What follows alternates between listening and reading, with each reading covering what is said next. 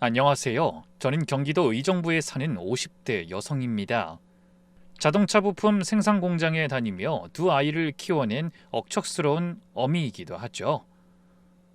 새벽부터 밤 늦게까지 종일 라인에 서 있다 퇴근하면 고단하기가 이루 말할 수 없습니다. 그래도 자식들만 잘 된다면 아무것도 바랄 게 없는 게 부모 아니겠어요? 저도 그런 이 시대의 평범한 부모였습니다. 그런데 어느 날 갑자기 그 평범한 일상이 송두리째 흔들리는 일이 벌어지고 말았네요. 그 일이 있던 날 저는 두 눈으로 보고도 믿을 수 없는 광경 앞에 넋을 놓고 주저앉아야만 했어요. 대체 제가 목격해야 했던 잔인한 진실이 무엇이었는지 지금부터 그 사연을 털어놔 보겠습니다. 저희 남편은 오랜 시간 작은 무역회사에서 영업일을 하던 사람이었어요. 박봉이긴 해도 성실하게 일하며 가장 노릇하던 사람이었죠. 저도 그런 남편을 곁에서 돕는 마음으로 결혼 생활 내내 쉼없이 맞벌이했습니다. 그렇게 벌어 자식 둘을 대학까지 보냈고 한두 해만 더 버티면 아이들도 졸업해 한숨 돌릴 수 있겠다고 믿었어요. 그런데 그맘때 하필 남편이 다니던 회사에서 정리해고를 당했습니다. 적은 월급에도 한 회사에서 수십 년 일했는데 한 번의 통보로 모든 게 정리되더군요. 갑자기 해고당한 후 남편은 며칠 동안 말이 없었습니다. 저녁 밥상 앞에서도 수저를 들지 않고 한참을 천장만 올려다보다 방으로 들어가는 날이 이어졌네요. 텔레비전을 틀어놓고도 화면을 멍하니 응시할 뿐 무얼 보는지조차 모르는 사람 같았죠. 전 그런 남편이 짠했지만 아무 말도 못했습니다. 괜히 위로한답시고 한마디 잘못 꺼냈다가는 자존심 강한 사람이 더 무너질까봐 그저 평소처럼 집안일하며 출근하고 야근하고 그렇게 지냈죠. 가끔 새벽에 출근하려다 잠든 남편을 바라보며 우두커니 서 있기도 했습니다. 말은 안 했지만 제 속도 말이 아니었거든요. 이 사람이 다시 일어설 수 있을까? 한창 애들한테 돈 들어갈 땐데 이제 어떻게 살아야 하지? 그런 생각들이 머릿속을 어지럽히곤 했죠. 그러던 어느 날 아침 남편이 갑자기 짐을 꾸리며 이런 말을 내뱉었어요. 여보, 나 시골 내려갈란다. 그간 속이 상해도 말 한마디 제대로 못하고 남편이 다시 취직하기만 손꼽아 기다리던 저에게는 너무나 뜻밖의 이야기였습니다. 뭐? 시골이라니 갑자기 그게 무슨 소리야? 어머니 혼자 너무 오래 사셨잖아. 이제 8순이 넘으셨는데 이참에 내가 가서 농사도 좀 배우고 모시고 살면 좋을 것 같아. 솔직히 마음 정리할 시간도 필요하고. 그 말을 듣고도 저는 한참을 멍하니 서 있었습니다. 시어머니는 충청도 조용한 시골 마을에서 혼자 지내고 계셨어요. 아버님이 돌아가신 뒤로 10년 넘게 혼자 사셨죠. 저도 그런 시어머니가 늘 마음에 걸리긴 했습니다만 한창 일할 나이에 남편이 갑자기 시골에 내려간다는 건 또 다른 문제였습니다. 여보, 효도하는 건 좋은데 당신 아직 한창 때잖아. 빨리 다른 일자리 알아봐서 몇 년 더 일하다가 내려가도 안 늦어. 어머님 아직 정정하신데 벌써 그런 생각은 너무 이른 것 같아. 내 사정도 좀 생각해줘라. 요즘 내 나이에 어디 받아주는 데가 있냐? 괜히 여기저기 이력서 넣었다가 떨어지고 천덕꾸러기가 되느니 머리도 식힐 겸 시골 내려가서 농사도 배우고 어머니도 모시고 그렇게 살고 싶어. 그게 지금 내가 할 수 있는 최선이라고. 하지만 저는 절로 한숨이 나와 인상을 구기며 대답했어요. 그럼 애들 등록금이며 생활비는 어떡하고? 당신 없으면 나 혼자 다 감당해야 하는데 대학생 둘 학비만 해도 얼만지 모르는 거 아니잖아. 그래서 더 가려는 거야. 도움도 안 되는 내가 옆에서 무능하게 지켜만 보느니 차라리 떨어져 있는 게 서로 마음 편할 것 같아서. 애들도 눈치껏 알바하고 있는데 입집구석에서 나만 팽팽 노는 게 얼마나 답답하고 한심하게 느껴지는지 알아? 그렇게까지 말하는데 더는 붙잡을 수가 없더군요. 자식들 앞에서 초라해지고 싶지 않아 차라리 떨어져 사는 걸 택하고 싶은 그 마음을 저도 어렴풋이나마 알 것 같았거든요. 그래서 결국 고개를 끄덕였어요. 자식 둘 학비는 제가 어떻게든 감당해 보겠노라며 대신 시어머니 곁에서 마음 추스르면 다시 올라오라고 당부하면서요. 그리고 얼마 후 터미널에서 남편을 배웅하고 돌아와 텅 빈 집에 들어서니 갑자기 마음이 허전해지더군요. 평생 한 침대에서 자던 사람이 빠져나간 자리가 그렇게 크게 느껴질 줄은 몰랐습니다. 그래도 저는 기운 잃고 싶지 않아 스스로를 다독였어요.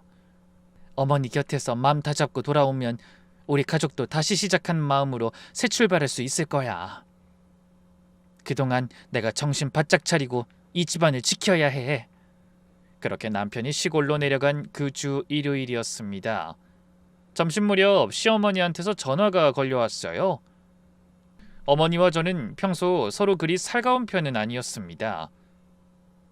명절 때는 한 번씩 통화하면 안부 두어 마디로 끝나는 사이였죠. 제가 애기 없는 며느리라 그런지 몰라도 어머니도 저를 그리 흡족하게 여기진 않으셨어요. 그런데 그날따라 시어머니가 전화하셔서 한참 만에 떨리는 목소리로 생전 안 하시던 말씀을 꺼내시더군요. 예, 내가 너한테 면목이 없구나. 저는 전화기를 든 채 멈칫했습니다. 평소 무뚝뚝하신 어머니 입에서 그런 말이 나올 거라고는 상상도 못했거든요. 어머니, 갑자기 그게 무슨 말씀이세요? 아범 회사 그만뒀단 얘기 듣고 내가 얼마나 속이 상하던지. 아직 애들 한창 뒷바라지 해야 할 시기인데 네가 그걸 다 감당해야 하게 생겼으니 내가 무슨 낯으로 널 보겠니? 어머니, 그런 말씀 마세요. 그이가 일부러 그런 것도 아니고 집집마다 다 사정이란 게 있잖아요. 애들 아빠 그동안 마음고생 많았으니까 어머니 옆에서 좀 쉬게 해주세요. 애들도 다 학비 벌겠다고 아르바이트하고 전 괜찮아요. 이제 네가 그 집 가장이구나. 그동안 시험이라고 뭐 변변히 해준 것도 없는데 너한테 빚만 지게 됐다. 그 말을 듣고 절로 눈물이 흘러 소매로 눈가를 훔쳤습니다. 결혼하고 20년이 훌쩍 넘도록 어머니 입에서 그런 말을 들은 건 처음이었거든요. 며느리를 늘 뭔가 못마땅한 눈초리로 바라보시던 분이 그날 처음으로 애정어린 말씀을 건네주신 겁니다. 상대가 그렇게 나오니 그간 쌓여있던 제 마음의 벽도 스르르 무너져 내리는 것 같더군요. 어머니, 그런 말씀 마세요. 아범이 힘들면 제가 나서는 게 당연한 일이죠. 어머니야말로 풀 죽어 내려간 아들 보면서 얼마나 속상하실지 저도 알 것 같아요. 아니다. 내가 아무리 힘들어도 어디 너만 하겠니? 미안하고 고맙다. 아범 마음 추스를 동안만 좀 데리고 있다가 올려보내마. 너무 오래 잡고 있진 않을 테니 걱정하지 말아라. 네, 어머니. 저는 어머니만 믿을게요. 그렇게 전화를 끊고 나니 그래도 한결 마음이 편해지고 더욱 힘내서 일할 수 있을 것 같은 생각이 들었어요. 시어머니가 처음으로 저를 인정하고 응원해 주시는 기분이 들더라고요. 그날 저녁 휴일 근무를 자처해 출근하면서도 발걸음이 가벼웠습니다. 시어머니의 말씀을 떠올리면 휴일 근무와 야근도 며칠은 너끈히 해낼 수 있을 것 같았죠. 말 한마디로 천냥빚도 갚는다라는 속담이 괜한 게 아니더라고요. 시어른의 따뜻한 한마디가 힘 빠진 저를 일으켜 세워주는 기분이었으니까요. 그렇게 시골에 내려간 남편은 한 달에 한두 번씩 집에 올라와 며칠 머물다 다시 내려갔습니다. 처음 한두 달은 그래도 얼굴빛이 좋아 보였어요. 시골 공기가 좋다며 어머니랑 텃밭에 상추도 심고 닭도 몇 마리 들였다고 하더군요. 저는 그런 남편을 바라보며 슬쩍 물었습니다. 여보, 농사는 좀 배웠어? 취직이 어려우면 하우스라도 해보겠다며. 하지만 남편의 반응은 시큰둥했어요. 아직은 그 어머니가 시키시는 대로 따라다니는 정도지. 농사도 쉬운 게 아니더라. 그래도 마음은 편해. 도시에서처럼 쫓기는 기분이 없으니까. 그래도 거기 너무 오래 있지는 마. 농사 못 짓겠으면 한 살 더 먹기 전에 슬슬 일자리도 알아봐야지. 나야 알았다니까. 내 맘 좀 더 추스르고. 당신 혼자 너무 오래 힘들게 내버려두지 않을 테니 걱정하지 마. 전 그 말을 믿었습니다. 애들 학비 걱정에 야근을 자청하면서도 시골에 있는 남편이 마음의 짐을 내려놓고 다시 일어설 수 있길 손꼽아 기다렸죠. 어차피 저희 부부가 함께 헤쳐나가야 할 난관이라고 생각했으니까요. 야근하고 새벽에 들어와 잠을 2시간밖에 못 자는 날도 많았지만 시어머니의 따뜻한 말씀과 남편의 약속을 떠올리며 버텼습니다. 물론 아무것도 하지 않고 문구적거리는 남편도, 그런 모습을 지켜보라고만 하시는 시어머니도 답답했지만 이왕 참는 거 조금만 더 기다려보자고 생각했죠. 그저 남편이 빨리 마음 잡고 올라오길 바라면서요. 그런데 그게 화근이었을까요? 그 무렵부터 남편의 태도가 조금씩 이상해지기 시작했습니다. 한 달에 한두 번 올라오던 사람이 이런저런 핑계를 대며 발길을 끊더니 어느 순간부터는 한 달이 넘도록 코빼기도 비치지 않았어요.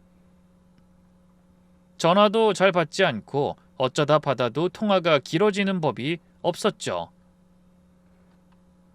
처음엔 이 사람이 농사일에 재미가 붙었나 좋게 생각하려 했지만 가만히 들어보니 그것도 아닌 것 같더군요. 여보, 요즘 뭐 하면서 지내? 바쁜 것 같은데 본격적으로 농사 짓기로 한 거야? 그건 됐어.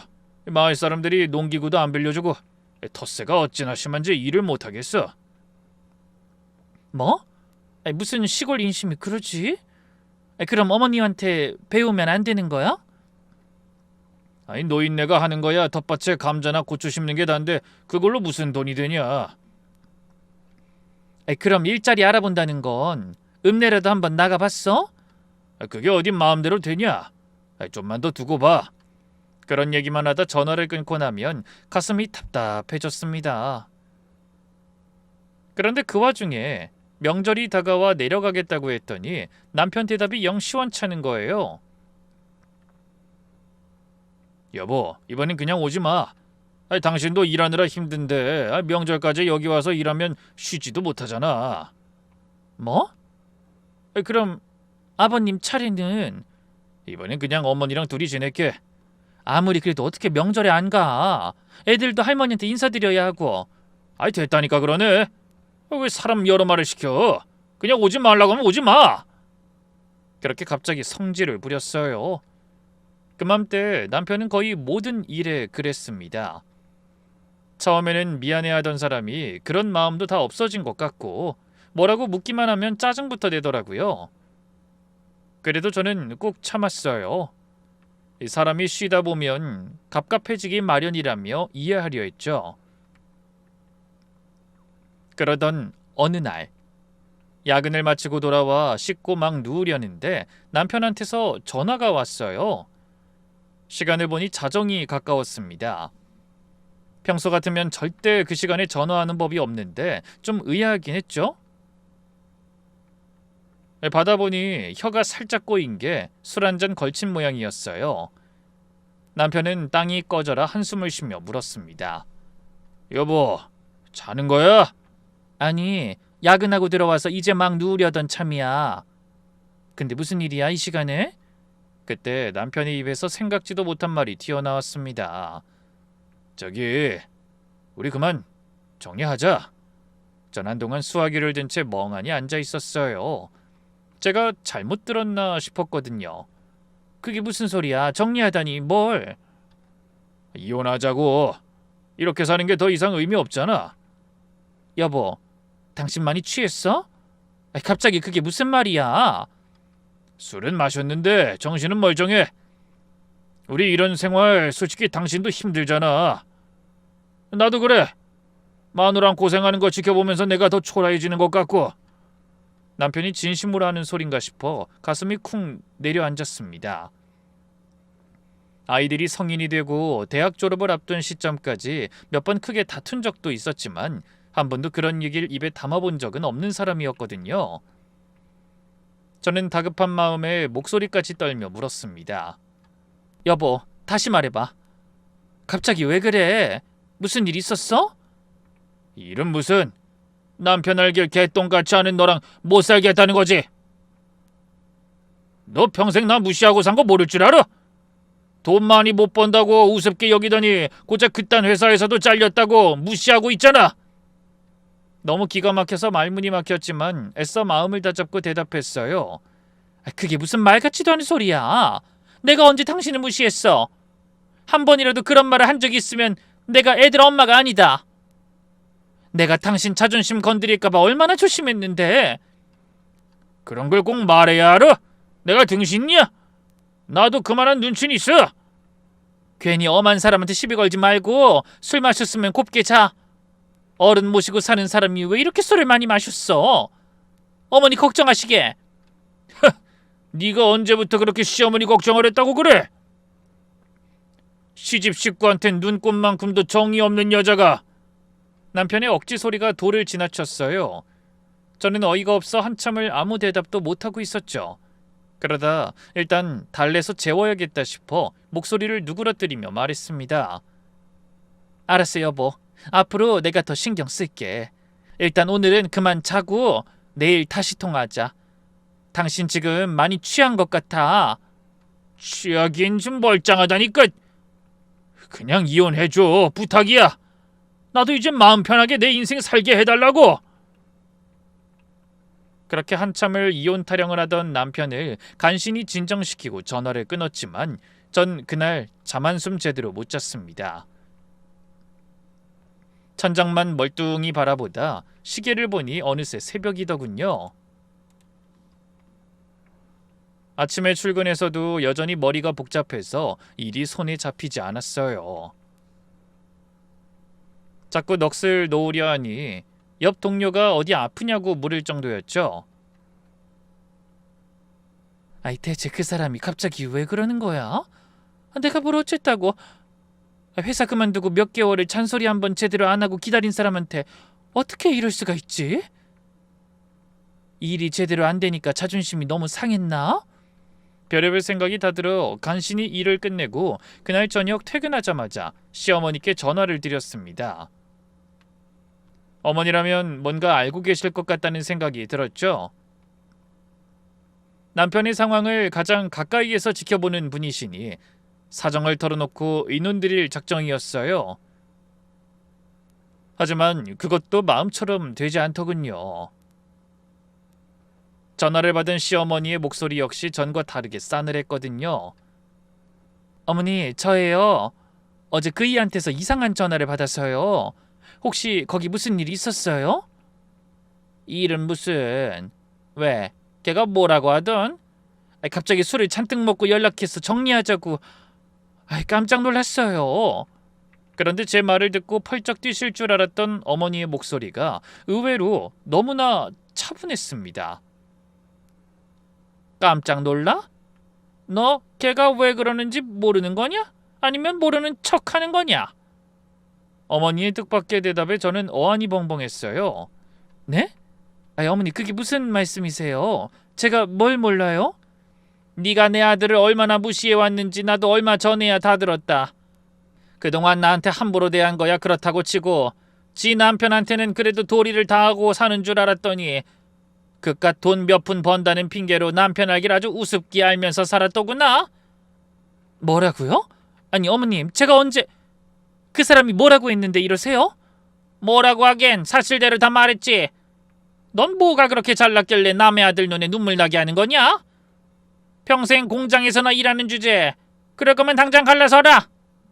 전 그 자리에서 그대로 굳어버렸습니다. 불과 몇 달 전 따뜻한 목소리로 저한테 면목이 없다고 울먹이시던 분이 맞나 싶더라고요. 어머니 갑자기 왜 그러세요? 제가 뭘 어쨌다고요? 네가 남편 자존심을 다 깎아내렸어. 일부러 그만둔 것도 아니고 젊은 나이에 직장 잃고 기운 빠진 애를 얼마나 몰아세웠으면 이런 총구석까지 도망치듯 내려왔겠냐? 그랬으면 그냥 두고 보든지 취직하라고 애를 얼마나 다그쳤는지 숨이 막혀서 죽고 싶다는 말이 나오게 해. 네? 그 사람이 그런 말을 했어요? 어머니, 전 그냥 가족 생각해서 한 말이지 다그친 적은 없어요. 그이가 그렇게 받아들였다면 제가 잘못한 거지만 어머니까지 그렇게 말씀하시면 저 정말 섭섭해요. 됐다. 내가 너 친적에 그런 애인 줄은 알았지만 내 아들이 못났다고 생각해서 눈 감고 귀 막고 넙죽 엎드린 건데 이제 더는 그냥 못 보고 있겠다. 그렇게 못마땅하면 더는 내 아들 잡지 말고 그냥 놔줘라. 어차피 아범 없어도 너 혼자 잘 먹고 잘 살고 있잖니. 저는 온몸에 힘이 빠져 하마터면 전화기를 떨어뜨릴 뻔했습니다. 그동안 어머니의 따뜻한 말씀 한마디에 얼마나 큰 힘을 얻었는데 힘들게 쌓아온 모든 게 한순간에 와르르 무너지는 기분이었어요. 어머님, 그이가 잠깐 욱하는 마음에 이혼하겠다고 해도 말려야 하는 게 어머님 아니세요? 근데 어떻게 손주들 결혼도 안 했는데 이혼하라는 말씀을 그렇게 쉽게 하세요? 애들 앞날은 어떻게 되라고요? 애들 핑계대지 말아라. 요즘이 어떤 세상인데 부모 이혼이 흠이 된다고 그래? 그리고 설사 흠이 된다고 해도 우선 내 자식이 살고 봐야겠다. 너랑 더 살다가는 내 아들이 제명까지 못 살 것 같아. 어머님, 저는 그이도 어머니도 갑자기 왜 이러는 건지 모르겠어요. 일단 전화 끊을게요. 그러고는 황급히 전화를 끊고 나서 눈물을 펑펑 흘렸습니다. 이건 그냥 야속하다는 말로 표현할 정도의 감정이 아니었어요. 믿는 도끼에 발등을 지켜도 그보다 아프진 않을 것 같았죠. 뒤통수를 한 대 세게 얻어맞고 피눈물을 철철 흘린 기분이었습니다. 하지만 그건 시작에 불과했어요. 그날부터 시어머니와 남편은 번갈아가며 전화를 걸어와 이혼 서류에 도장 찍으라고 설득하다 못해 윽박을 질렀습니다. 남편이 새벽 2시에 술 취한 목소리로 전화를 걸어 이혼 서류 보낼 테니 도장만 찍어달라고 하질 않나. 아침 출근 시간에 시어머니가 전화로 악담과 협박 비슷한 말까지 하셨죠. 네가 계속 이렇게 고집부리다 내 아들 잡으면 난 멀쩡할 것 같냐? 네가 두 모자를 다 죽이겠다는 거야? 어머님, 억지 소리 그만하세요. 그이가 죽긴 왜 죽어요? 이혼 못한다고 죽을 만큼 저랑 그이 사이 나쁘지 않았어요. 그건 네 생각이지. 걔가 요즘 우울증이 심해져서 죽고 싶다는 소리를 입에 달고 산다. 이게 다 너 때문이야, 너 때문! 어머님, 정말 그 사람이 심각해 보이면 병원부터 데려가야지. 왜 이혼부터 하라고 그러세요? 병원이고 나발이고 다 의미 없다. 너만 내 아들 놔주면 다 해결된단 말이야. 그렇게 도통 말이 통하지 않게 줄기차게 이혼 타령만 하셨습니다. 그래서 더 이상 남편과도 어머니와도 통화를 못할 지경이 됐죠. 전화벨이 울리면 가슴이 두근거려 받기가 어려울 정도였으니까요. 자식들 앞에서는 표정 관리하느라 안간힘을 썼지만 눈치가 빤한 애들도 뭔가가 이상했는지 어느 날 작은 딸이 묻더군요. 엄마, 무슨 일 있어? 요즘 얼굴이 너무 안 좋아. 아니야, 회사 일이 좀 바빠서 그래. 신경 쓰지 마. 아빠는 요즘 왜 이렇게 연락이 뜸해? 명절에도 오지 말라고 하더니 그 이후로는 아예 집에 오지도 않잖아. 혹시 무슨 문제가 있는 거야? 그런 거 아니야. 시골 일이 손에 익으니까 재미가 붙었나 봐. 곧 올라오신다더라. 너는 신경 쓰지 말고 공부나 해. 그렇게 저도 모르게 자식들 앞에서 거짓말이 점점 늘더군요. 하지만 안 그래도 마음이 뒤숭숭한 아이들에게 이혼 얘기까진 꺼낼 순 없어 최대한 숨기려고 노력했죠. 그 와중에도 시어머니와 남편은 양쪽에서 쥐어짜듯 저를 들들 볶아댔어요. 저는 아무리 생각해도 그 상황이 이해되지 않았고요. 도대체 내가 뭘 어쨌다고 이러는 거지? 나도 모르게 뭘 섭섭하게 말한 게 있었나? 아니, 아무리 그렇다고 해도 이렇게 영문도 모르고 이혼할 순 없어. 넉넉하게 키워주지도 못한 자식들한테 짐은 되지 말아야지. 어떻게든 그의 마음 돌려서 부모로서 도리는 다 할 거야. 그렇게 한 달여를 시달리는 사이 남편 생일이 코앞으로 다가왔습니다. 저는 그게 저한테 주어진 기회라고 생각했어요. 시골집에 찾아가 두 사람과 직접 얼굴 마주하고 차근차근 이야기하면 이 황당한 상황도 정리가 될 거라고 생각했죠.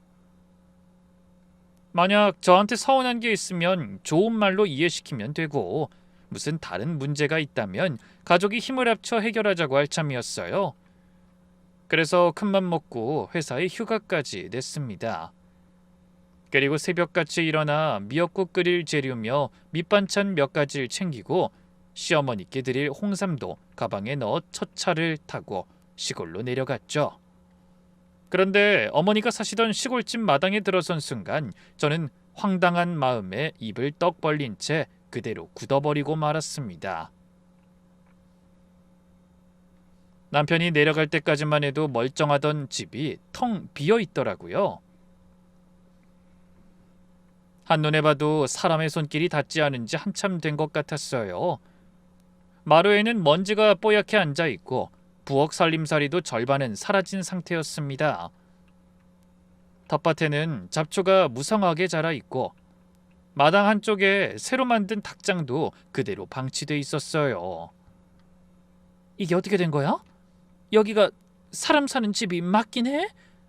머릿속이 하얘져 한참을 그렇게 서 있는데 마침 동네 할머니 두 분이 집 앞을 지나가다 절 발견하고 다가오셨습니다. 그러다 그중 한 분이 절 알아보셨는지 깜짝 놀라며 물으셨죠. 아니 자네 성환이 처 아니여? 이혼했다더니 여긴 뭐하러 온겨? 예상치 못한 어르신의 말씀에 전 그만 다리가 풀려 그 자리에 주저앉을 뻔했습니다. 네? 이혼이라뇨? 어르신 그게 무슨 말씀이세요? 아이 성환이 이혼한 거 이 동네에서 모르는 사람이 없어. 직장 잃었다고 마누라한테 이혼당하고 기가 팍 죽어서 혼자 내려와 산 지 한참 됐잖아. 그러다 새 집 짓고 이사한 지 꽤 됐는데 자넨 정말 아무것도 모르고 온겨? 이사라뇨? 새 집은 또 무슨... 그 사람이 무슨 돈이 있어서... 그때 옆에서 가만히 듣고만 계시던 또 다른 할머니 한 분이 갑자기 눈을 빛내며 끼어드셨습니다. 조용한 시골 마을에 뭔가 재밌는 일이 생겼다고 생각하시는 것 같았죠. 어머나, 이가 상환이 전처로구만. 근데 정말 아무것도 몰랐나 보네. 상환이 새 여자랑 새 살림 차린다고 읍내에 집 지어서 이사한 지 한 달도 넘었어. 그 덕에 다 쓰러져가는 집에 살던 노친네까지 아주 팔자가 폈지. 새 여자의 새 집이라니. 무슨 말도 안 되는 말씀인지 정신이 하나도 없었습니다. 드라마에서 나올 법한 이야기를 동네 할머니들 입에서 듣고 있자니 꿈인지 생신지 분간조차 되지 않더라고요. 이게 도대체 무슨... 멀쩡히 본처가 있는데 새 여자라니. 사람을 잘못 알고 계신 건 아닐까? 하지만 동네 할머니들이 진지한 얼굴로 작당하고 거짓말을 하실 이유는 없었죠. 저는 떨리는 목소리로 다시 여쭤봤습니다. 어르신, 그게 정말이세요? 그럼 여기 살던 사람들이 이사 갔다는 그 새 집이 어디예요? 좀 가르쳐 주세요. 제 말에 한 어르신은 망설이는 눈치였지만 다른 한 분은 목소리까지 커지며 신나서 떠드셨어요. 읍내 큰 길 따라 들어가다 보면 새로 올린 양옥 한 채가 있어. 동네에서 그 집 모르는 사람 없을 정도로 으리으리하지. 거기 가서 물어보면 다 알아. 하지만 옆에서 지켜보던 다른 어르신은 저를 말리시더군요. 아니, 이혼했다면서 거긴 왜 찾아가려고 그래? 괜히 동네 시끄럽게 하지 말고 그냥 올라가. 어차피 다 끝난 마당에 눈으로 봐서 뭐하게. 모르는 게 약일 때도 있는 거요. 그 말씀에 오히려 저는 정신이 번쩍 들었습니다. 모르는 게 약이라니 가당치도 않은 말씀이었죠. 어르신들 말씀대로 남편이 저랑 이혼했다고 떠벌리며 새 출발할 요량이라면 당장 그 집에 찾아가 잘못된 걸 바로잡아야 했습니다. 저는 어르신들께 인사도 제대로 못 드리고 뛰다시피 시골집을 나섰어요. 그때 마침 골목어귀에 서 있던 빈 택시를 잡아 읍내로 향했죠. 택시 안에서 어찌나 손이 떨리고 가슴이 두근거리던지 정신을 잃지 않기 위해 이를 악물어야 했습니다. 그 할머니들이 뭔가 잘못하시는 거겠지. 막상 가보면 다 오해였다고 밝혀질 거야. 그이가 지금 아무리 화가 나 있다 해도 그럴 사람은 아니잖아. 더구나 어머니도 계시는 마당에 그런 말도 안 되는 짓을 벌일 리가 없어. 그렇게 스스로를 다독여봤지만 텅 빈 시골집을 본 충격은 쉽게 머릿속을 떠나지 않았어요. 사람 손길이 끊긴 지 한참 된 것 같은 그 적막한 마당이 자꾸만 눈앞에 어른거렸습니다. 잠시 후 읍내 한복판에 도착해서 동네 사람들에게 물어물어 그 집에 찾아갔죠. 설마 했는데 정말 어르신들 말씀대로 큰 길가 안쪽에 깨끗한 양옥집 한 채가 떡하니 자리 잡고 있더군요. 깔끔한 잔디마당에 베이지색 외벽, 큰 창문, 차고까지 따로 있는 2층 집이었어요. 좁은 시골 동네에서 단연 으뜸으로 꼽힐 만큼 크고 번듯한 집이었습니다. 막상 집 앞에 도착하니 안으로 들어가 물을 염두가 나지 않아 한참을 대문 앞에 서서 허둥거렸어요. 그래도 더 이상 물러설 곳이 없다고 생각하며 떨리는 손으로 초인종을 눌렀습니다. 하지만 안에서는 아무런 기척도 느껴지지 않았어요. 한 번, 두 번, 세 번, 몇 번을 반복해도 여전히 마찬가지였죠. 그래서 이번엔 손으로 대문을 두드려보고 담장 너머로 소리도 쳐봤지만 집 안에서는 어떤 기척도 들리지 않았습니다. 그 바람에 제 마음만 더 조급해졌죠. 이보세요. 안에 누구 없어요? 여보, 어머니, 거기 있어요? 저예요. 문 좀 열어주세요. 저는 지나가는 사람들이 쳐다보는 것도 신경 쓰지 않고 한참을 그렇게 외쳤습니다. 하지만 집안은 계속 고요하기만 했어요. 전화기를 꺼내 남편과 시어머니에게 전화를 걸어봤지만 전원이 꺼져 있다는 안내만 흘러나오더군요. 그제야 저는 뭔가 싸한 느낌을 받았어요. 뭐지? 혹시 내가 왔다는 걸 알고 일부러 피하는 건가? 동네 어르신들이 시골집에 찾아간 저를 보셨으니 충분히 그럴 수도 있다는 생각이 들더라고요. 제가 읍내에 오는 동안 시어머니에게 연락해서 그 사실을 알려도 12번은 알릴 수 있는 시간적 여유가 있었거든요. 그래서 저를 만나지 않으려고 두 사람이 일부러 죽은 듯이 숨어 있는 걸지도 모른다는 생각이 들더라고요. 하지만 그런 찜찜한 얘기를 들은 마당에 저도 그대로 물러설 수는 없는 일이었습니다. 그래서 주위를 둘러보다 가까운 곳에 파출소가 보이길래 일단 거기라도 찾아가 도움을 청해보기로 마음을 먹었어요. 그래서 헐레벌떡 경찰서 안으로 들어서며 물었습니다. 저 좀 도와주세요. 남편이랑 시어머니가 이사했다고 하는데 아무도 연락을 받지 않아서 만날 수도 없고 그 집에 들어갈 수도 없어요. 전화기도 꺼져 있고요. 제 말이 선뜻 이해되지 않는지 경찰이 고개를 갸웃거리며 물었어요.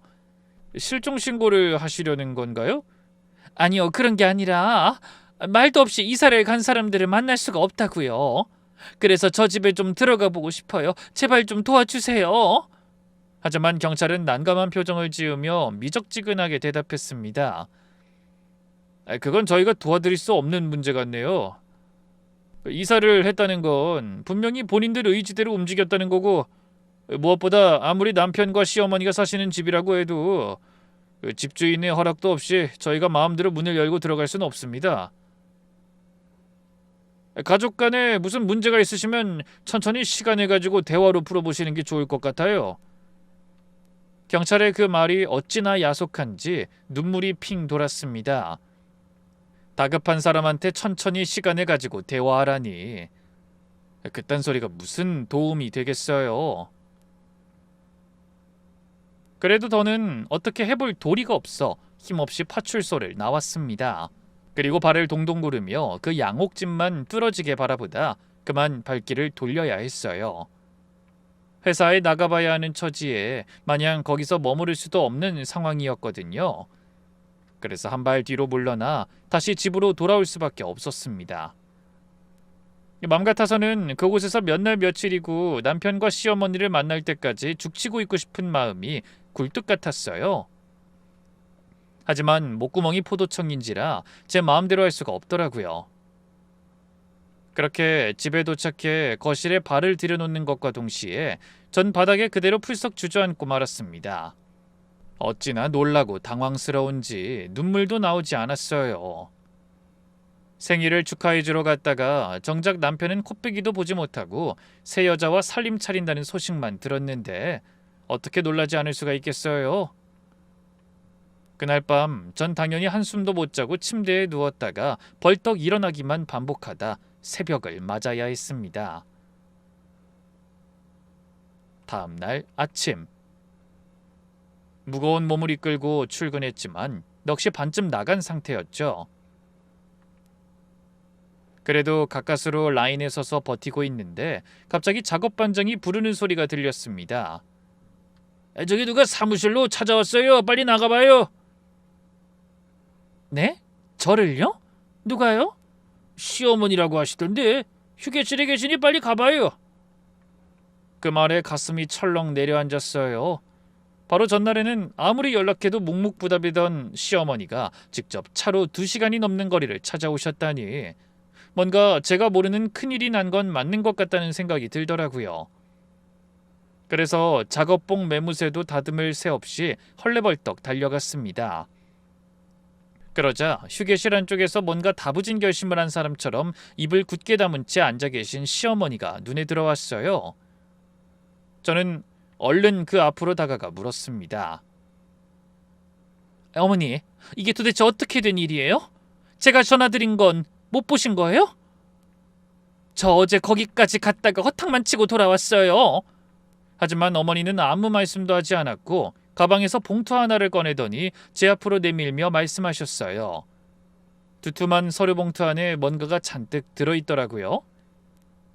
얘야, 이거 받아라. 네? 이게 뭔데요? 제발 아무것도 묻지 말고 그냥 받아다오. 그리고 이 모든 건 다 내 잘못이다. 넌 그냥 눈 감아줘. 이 늙은 시어미가 죽기 전에 하는 마지막 부탁이라고 생각하고. 그러더니 눈물 찍어내는 신용을 하며 또 말씀을 이어가셨어요. 능력 없는 부모 만나 고생만 한 아들, 이제라도 좀 편히 살게 하고 싶은 욕심이라는 것만 이해해다오. 그런 수수께끼 같은 말씀을 들으니 속만 더 답답해졌습니다. 아이 어머니, 도대체 그게 무슨 말씀이세요? 제가 뭘 눈 감아줘요? 그건 봉투 열어보면 안다. 그 정도면 섭섭지 않을 테니 너도 성환이랑 인연이 여기까지라 생각하고 다신 찾아오지 말고 그냥 포기해라. 이미 맘 떠난 애 붙잡고 있어봐야 남는 건 미움뿐이야. 저는 얼떨결에 시어머니가 내미신 봉투를 받아들었어요. 묵직한 게 한 손으로 들기에 버거울 정도의 두께였죠. 그러다 다음 순간 의아한 마음으로 봉투를 열어보던 저는 기겁하고 말았습니다. 봉투 안에 5만 원짜리 지폐다발이 가득 들어있고 그 아래로 이혼 서류가 끼워져 있는 게 보인 겁니다. 남편이 써야 할 곳은 이미 채워져 있고 제가 작성할 항목만 빈칸으로 남아있더라고요. 저는 너무 황당해서 눈을 부릅뜨고 목소리를 높였어요. 휴게실에 다른 직원들도 몇 명 앉아 있었지만 그런 시선을 신경 쓸 정도의 여유도 없더라고요. 어머님 정말 왜 이러세요? 기어코 저랑 그 일을 이혼시키실 작정이세요? 그리고 이런 큰 돈은 어디서 나고 읍내의 새 집은 어떻게 지으셨는데요? 그 집으로 이사하신 건 사실이에요? 그렇게 쉼없이 쏟아내는 질문에도 시어머니의 대답은 한마디가 전부였어요. 그건 네가 알 거 없어. 알 거 없다뇨? 어머니, 저 그 사람 부인이에요. 도대체 뭘 하고 다니는 건지 알아야겠다고요. 됐어. 네가 나서봤자 성환이한테 아무 도움이 안 된다니까? 넌 그냥 돈 받고 이혼 서류에 도장만 찍어주면 돼. 혹시 지금 바로 못하겠으면 다 써놓고 연락해라. 바로 법원 앞에서 만나도 되니까. 어머님, 전 절대 이혼 못한다고 말씀드렸잖아요. 애들 때문에라도. 시끄럽다. 핑계 대지 마. 애들을 위한다면 네가 더욱 이러면 안 되는 거야. 너랑은 인연이 끊어져도 어디 부모 자식 년이 마음대로 끊어지겠니? 이게 다 네 자식들 위하는 일이라는 걸 왜 몰라? 너처럼 공장에서 푼돈 벌어가며 일하는 어미가 애들한테 무슨 도움이 된다고? 답답하기는. 긴 말 필요 없다. 더 이상 내 아들 앞길 막지 말고 좋게 말할 때 갈라서. 그게 현명한 거야. 왜 제가 묻는 말은 하나도 답을 안 하시고 일방적으로 이혼하라고만 하세요? 이런 상태로 전 절대 못 물러나요. 동네 사람들이 수근거리는 게 다 사실이냐고 물었잖아요. 그 이한테 정말 새 여자가 생긴 거예요? 제가 다그치듯 소리쳐도 시어머니는 끝내 더 이상 입을 열지 않으셨어요. 더는 묻지 말아라.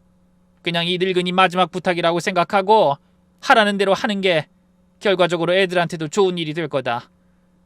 너 하나만 눈질끈 감으면 모두가 행복해진다 이 말이야. 아니요, 전 그렇게 못해요. 20년 넘게 버텨온 시간을 이런 식으로 떠밀리듯 포기할 순 없다고요. 저는 봉투를 다시 돌려드리려 했지만 어머니는 길을 쓰며 거부한 채 황급히 문을 열고 밖으로 나가셨어요. 마치 도망치는 사람 같더라고요. 저는 봉투를 손에 든 채 그대로 어머니를 따라 밖으로 달려나갔습니다. 어머님 잠깐만요. 같이 가서 그 사람 만나요.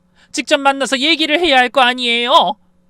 하지만 어머니는 회사를 나서자마자 지나가는 택시를 잡아타고 그대로 떠나버리셨어요.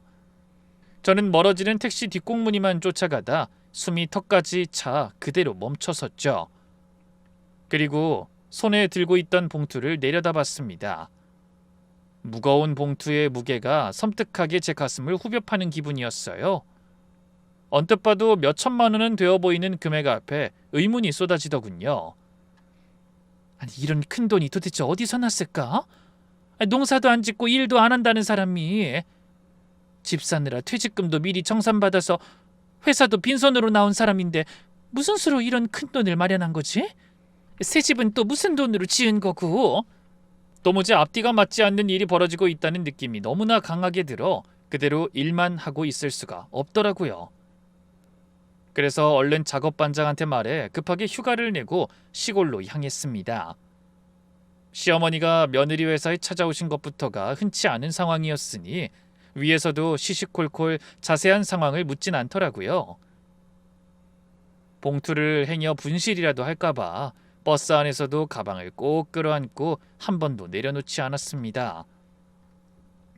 창밖으로 어둠이 짙게 깔리는 걸 멍하니 바라보면서 머릿속으로 오만 가지 생각을 했어요.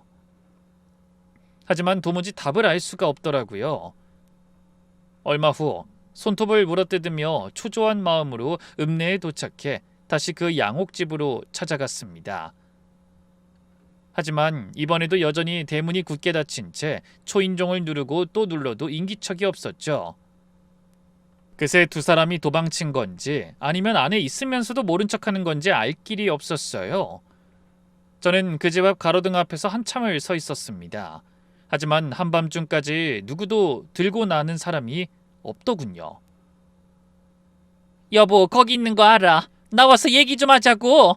어머니까지 이상해지셨어. 도대체 무슨 일을 벌이고 있는 거야? 난 이대로 절대 이혼 못해. 목이 쉬도록 외쳤지만 돌아오는 건 정막뿐이었습니다. 결국 저는 그대로 발길을 돌릴 수밖에 없었어요. 늦은 시간이라 막차도 끊겨 어쩔 수 없이 읍내 시장통 한쪽의 작은 여관에서 하루를 보내고 다음 날 날이 밝자 서둘러 여관방을 나섰습니다. 그리고 지푸라기라도 잡는 심정으로 다시 옛날 시골집이 있던 동네 쪽으로 발길을 돌렸어요.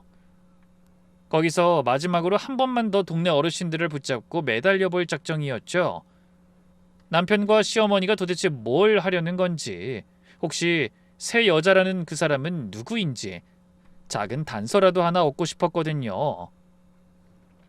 그래서 서둘러 시골 동네에 도착해 여기저기 기웃거렸지만 조용한 동네라 그런지 사람이 보이지 않았습니다.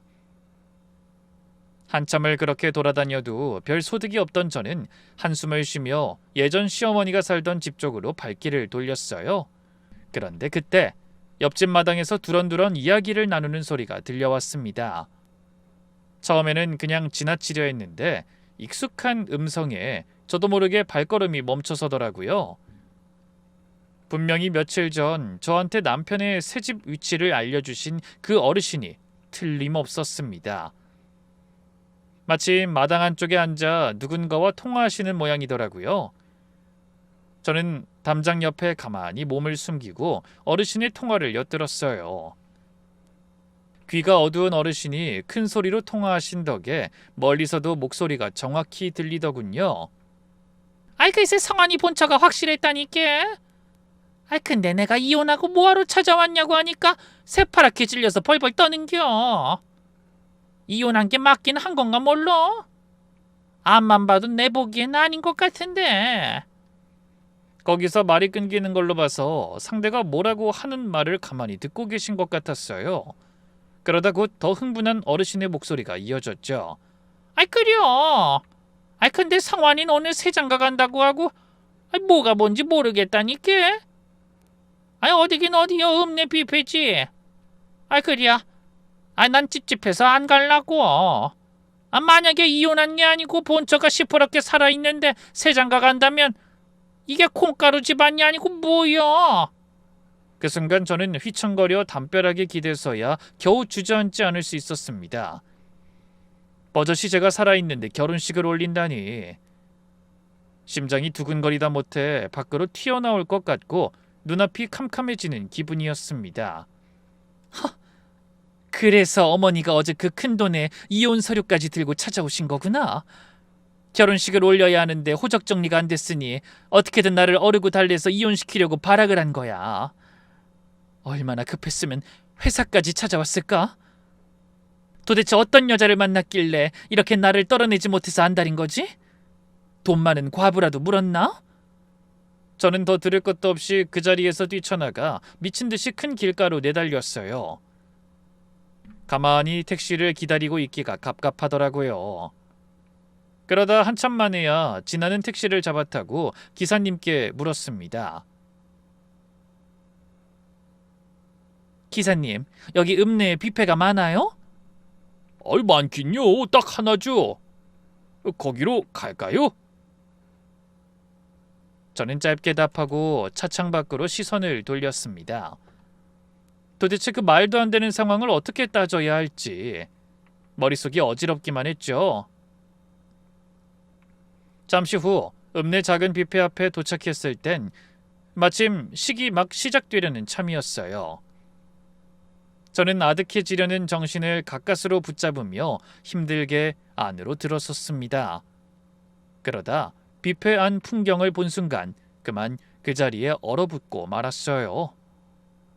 맨 앞 단상에 양복을 차려입은 남편과 곱게 한복을 차려입은 여자 하나가 나란히 앉아 있더라고요. 그리고 그 옆에서 역시 한복을 입은 시어머니가 온 얼굴에 웃음을 가득 머금고 사람들과 인사를 나누고 있었어요. 그 모습을 본 저는 눈을 의심했습니다. 신부라는 사람이 남편보다 좋게 10살은 더 들어 보이는 머리가 희끗희끗한 노년의 여인이었기 때문이죠. 뷔페 안에는 손님이 꽤 많았는데 주로 시어머니의 또래 노인들이 많더라고요. 저는 심호흡을 한 뒤 돈봉투가 들어있는 가방을 꽉 움켜쥐고 단상 쪽으로 한 걸음 한 걸음 다가갔습니다. 바로 그 순간 남편이 저를 발견하고 새파랗게 질리는 게 보였어요. 시어머니도 입을 떡 벌리시더니 얼른 일어나 저를 막아서려고 하셨죠. 하지만 그런 어머니보다 제가 더 빨랐습니다. 저는 얼른 남편이 앉아있는 자리 코앞까지 다가가 소리쳤어요. 여보, 이게 도대체 무슨 짓이야? 멀쩡히 내가 살아있는데 결혼식이라니. 어떻게 이런 짓을 벌일 수가 있어? 우리가 언제 이혼을 했다고? 그런 절 보고 먼저 나선 건 시어머니였습니다. 아니 네가 여기를 어떻게 알고? 이러지 말고 우리 얘기를 좀 하자. 됐어요. 전 할 말 없어요. 이러려고 어제 그 봉투 들고 찾아오신 거예요? 멀쩡한 마누라 있는 남자가 결혼하는 거 눈 감아달라고요? 어떻게 이럴 수가 있어요? 이런 무서운 사기를 치고도 무사할 줄 아셨어요? 제가 소리를 치자 자리에 앉아있던 사람들이 술렁이기 시작했어요. 헌데 진짜 이상한 일은 그 이후에 일어났습니다. 그런 난리통에도 신부석에 앉아있던 노년 여성은 여전히 멍한 표정으로 저를 가만히 바라볼 뿐 아무 반응이 없더라고요. 어딘가 정신 나간 사람처럼 초점 없는 눈빛이었습니다. 제가 뭔가 이상함을 감지한 바로 그때 40대로 보이는 한 남자가 뷔페 안으로 헐레벌떡 뛰어들어왔어요. 그러더니 앞으로 곧장 달려가 그날의 신부를 끌어안다시피 하며 소리쳤죠. 엄마! 엄마! 이게 뭐 하는 거야? 빨리 정신 차려! 내가 누군지 알아보겠어? 하지만 여자는 여전히 멍한 표정으로 남자를 향해 어눌한 말투로 입을 열었어요. 넌 누구냐? 여기가 어디지? 내가 왜 이러고 있어? 그러더니 부케까지 떨어뜨리며 어리둥절한 표정으로 주위를 두리번거리더군요. 상황을 미루어 보아 40대로 보이는 남자가 여자의 아들인 것 같은데 전혀 알아보지 못하는 것 같았어요. 그런데 그 순간 남자가 망설임 없이 휴대폰을 꺼내더니 어딘가로 전화를 걸며 소리쳤습니다. 여보세요? 경찰이죠? 여기 치매 환자를 상대로 사기 결혼이 진행되고 있어요. 빨리 좀 와주세요. 그 말의 끝으로 뷔페 안은 일순간에 아수라장이 됐습니다. 동네 어르신들이 술렁이고 신부석을 지키던 도우미가 우왕좌왕하고 시어머니는 그 자리에서 한복자락을 부여잡고 그대로 주저앉으셨죠. 남편은 도망치려고 단상에서 내려오다 그 여자분의 아들에게 멱살을 잡혔습니다. 너희 사기꾼 자식! 내가 이럴 줄 알았어. 우리 엄마한테 무슨 짓 한 거야? 하지만 남편은 억울하다는 표정으로 손을 휘휘 저으며 대답했어요. 어허, 이러지 말고 제대로 인사를 해야지. 내가 자네 새아버지가 될 사람인데. 하지만 남자는 허공에 대고 콧방귀를 끼며 으르렁거렸습니다. 새아버지 좋아하시네. 당신 오늘 아주 제대로 걸렸어. 말도 안 되는 소리 나불거리지 말고 닥치고 기다려. 감히 우리 엄마를 상대로 이런 말도 안 되는 사기를 쳐? 경찰 올 때까지 얌전히 있다 조사나 받아. 그 광경을 멍하니 바라보던 저는 그제야 모든 상황이 이해됐습니다. 저에게 건넨 큰돈도 새 양옥집도 갑작스런 이혼 타령도 모두 다 그 미친 결혼식과 관련된 일이었어요. 너무 기가 막혀 아무 말도 하지 못하고 입술만 깨물고 있는 사이 재빠르게 도착한 경찰들이 남편과 시어머니를 차에 태웠고 저와 그날의 신부 그리고 그 아들까지 참고인 자격으로 경찰서로 동행하게 됐습니다. 그리고 그날 경찰서에서 밝혀진 진실은 차마 입에 담기조차 부끄럽고 황당한 내용이었어요. 남편은 시골로 내려간 그 순간부터 가족이나 재취업 같은 건 안중에도 없었습니다. 몇 푼 안 드는 돈을 술 마시며 백수 생활하는 걸로 다 날리고 의욕 없이 지내던 어느 날 우연히 길을 잃고 헤매던 한 60대 여자를 도와주게 됐다고 하더라고요. 그런데 옷차림과 손목에 금붙이, 명품 가방을 보고 단박에 여자가 꽤 자산가임을 알아본 모양이었어요. 게다가 남편과 사별하고 시골에 혼자 내려와 노후를 보내려고 한다는 것도 알게 됐다고 했죠. 여자에게는 외아들이 하나 있었지만 해외 주재원으로 나가 1년에 한두 번이나 들어올까 말까 한 상황이라 거의 혼자 사는 거나 마찬가지인 상태였고요. 그런데 안타깝게도 갑자기 그 여자에게 치매 증상이 나타나기 시작한 거예요. 하지만 근처에 가까운 친척도 없고 이사 온 지 얼마 안 돼 상태를 자세히 아는 이웃도 거의 없었다고 하더군요. 남편이 바로 그 점을 노리고 접근한 거예요. 자기도 이혼하고 혼자 어머니 모시고 산다며 친절을 베풀었고 정신이 흐릿한 그 여자가 친절한 남편한테 마음을 연 거죠.